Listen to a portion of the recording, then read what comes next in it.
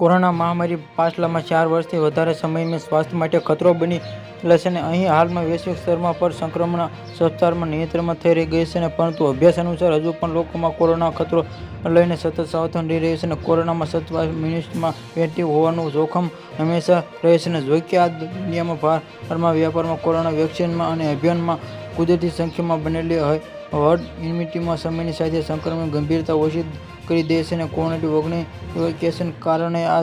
થતી અસરને લઈને અમુક રિપોર્ટમાં કહેવામાં આવી રહ્યું છે કે વેક્સિનના કારણે હૃદયના સ્વાસ્થ્ય પર નકારાત્મક અસર થઈ શકે છે. જો કે બાદમાં અભ્યાસ તેના દાવાને ભગાવી દેવામાં આવ્યા છે અને કોવિડ-19 વેક્સિનના પ્રભાવને લઈને કરવામાં આવેલા એક અભ્યાસમાં સંશોધનમાં જણાવ્યું કે વેક્સિનને હૃદય સ્વાસ્થ્ય પર કોઈ નકારાત્મક અસર નહીં થતું, પરંતુ આ વેક્સિન હાર્ટ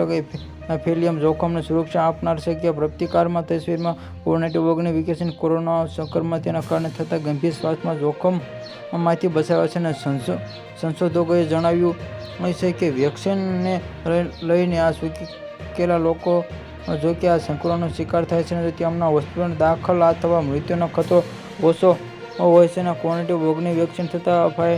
ફાયદાને જાણવા માટે કરવામાં આવેલા હાલના એક અભ્યાસમાં વૈજ્ઞાનિકોએ જણાવ્યું છે કે આ વેક્સિન હાર્ટ એટેક થવાના જોખમ પણ ઓછું મદદરૂપ કરે છે. અને જો કે આ ઇંગ્લેન્ડમાં ઓક્સફર્ડમાં વિશ્વવિદ્યાલયમાં સંશોધનમાં જણાવ્યું છે કે જે લોકોને કોવિડ-19 વેક્સિન લાગી હતી કે તેમના હાર્ટ ફેલિયરના જોખમના લોકોને તે તુલનામાં